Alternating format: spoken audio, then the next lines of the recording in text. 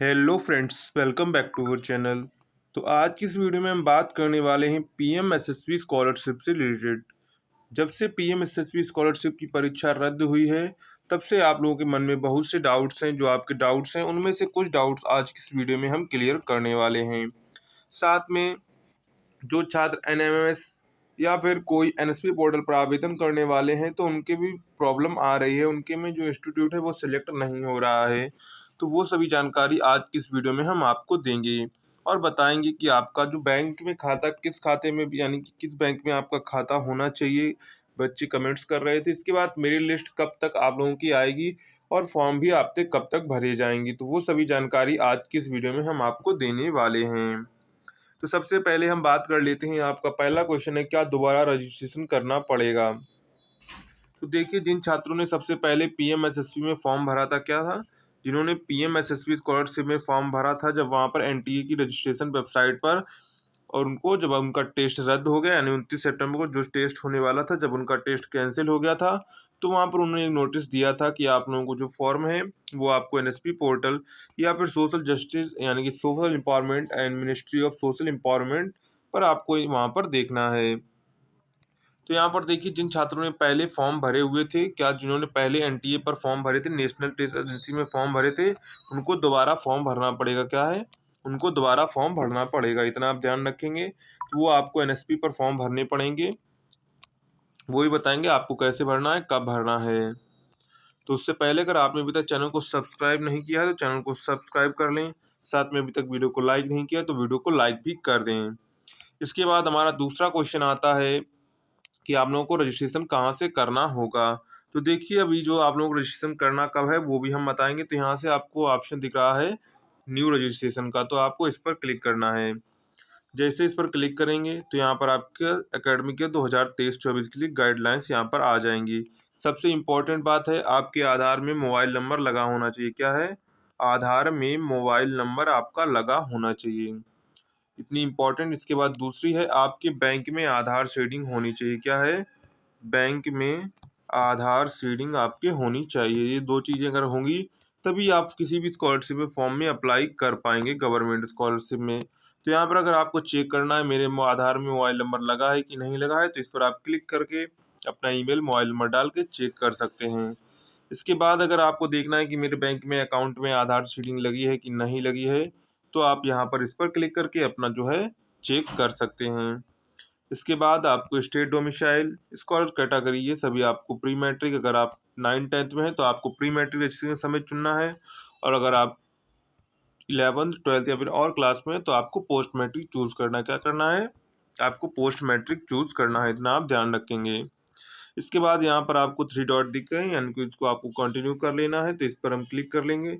इसके बाद यहाँ पर आपको कंटिन्यू के बटन पर क्लिक कर देना है। तो कंटिन्यू के बटन पर जैसे ही आप क्लिक करेंगे तो यहाँ पर आपको अपना मोबाइल नंबर डालना है जो आपको रजिस्टर करना है उसमें। इसके बाद यहाँ पर मोबाइल नंबर डाल के आपको यहाँ पर रजिस्ट्रेशन कर लेना है, वेरीफाई करेंगे। इसके बाद आपको आधार नंबर डालने को आएगा, आधार नंबर डालेंगे, वहाँ पर आधार नंबर आपके मोबाइल पर ओटीपी भेजेगा जो आपके आधार में लगा होगा। अगर नहीं लगा होगा तो वहीं पर आपको यहाँ पर प्रॉब्लम हो जाएगी। अगर लगा होगा तो आपको ओटीपी डाल देना है, इसके बाद वेरीफाई कर देंगे, आपकी डिटेल्स आधार से फेच कर ली जाएंगी और आपको आगे स्टेट वहाँ पर चूज़ कर लेना है। इसके बाद पिताजी का नाम आपको लिखना है। इसके बाद वहाँ पर आपको pre matric post matric choose करना है, तो आपको हम 9th-10th में तो प्री मैट्रिक चूज़ करेंगे। अगर आप लोग 10th 11th या 12th में अगर अदर क्लास में तो आपको पोस्ट मैट्रिक चूज़ करना है। तो इतना आप ध्यान रखेंगे। इसके बाद हम चलते हैं नेक्स्ट नेक्स्ट क्वेश्चन पर, जो आप लोगों के क्वेश्चन है। इसके बाद नेक्स्ट क्वेश्चन आप लोगों का है कि खाता किस बैंक में होना चाहिए आप लोगों का। तो देखिए, खाता आपका किसी भी बैंक में हो, पर ये जो है बैंक होनी चाहिए, एक्टिव होनी चाहिए, यानी कि बैंक जो आपके इसमें 50,000 से अधिक रुपए उस बैंक में आ सके, कोई प्रॉब्लम ना हो। तो इतना आप लोग ध्यान रखेंगे। पंजाब नेशनल बैंक हो गया, एसबीआई हो गई, बैंक ऑफ इंडिया हो गई, इन सभी में आप करवा सकते हैं, खाता आपका होना चाहिए। जो ग्रामीण बैंक होती है वो भी बैंक बढ़िया है, लेकिन वहाँ पर जो ग्रामीण बैंक है वो ग्रामीण इलाकों में रहती है, उसमें जो अधिक रुपए आने की थोड़ी कम चांस रहते हैं। तो आप लोग, आपका अगर ग्रामीण में है तो आप ग्रामीण को छोड़कर कोई दूसरी बैंक है अगर उसमें करवा सकते हैं तो करवा लीजिए, नहीं तो ग्रामीण बैंक में भी चल जाएगा काम। इसके बाद आप लोगों का नेक्स्ट क्वेश्चन है, मेरिट लिस्ट कब तक आएगी। तो मेरिट लिस्ट का देखिए यहाँ पर कब तक आएगी, क्योंकि जो बच्चों को मेरिट लिस्ट का ज़्यादा इंतजार है, तो मेरिट लिस्ट मान लीजिए आपकी कब आएगी?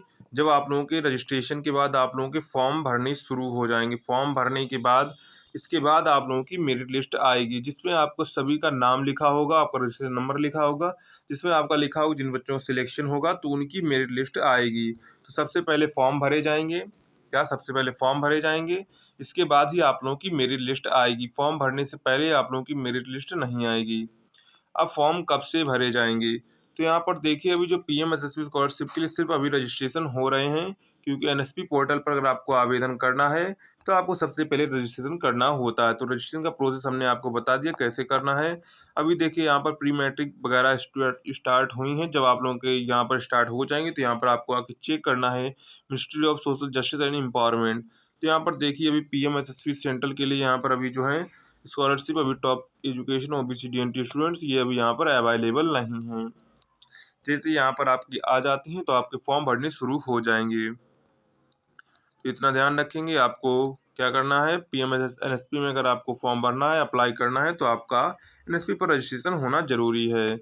तो फॉर्म आपकी जो मान लीजिए अभी आज आप लोगों की हो गई है 6 अक्टूबर हो गई है तारीख, तो इतना मान के आप लोग चलिए कि आप लोगों का जो है 15 अक्टूबर तक आप लोगों के फॉर्म भरने शायद शुरू हो जाएं, क्योंकि धीरे धीरे सभी स्कॉलरशिप ओपन हो रही हैं।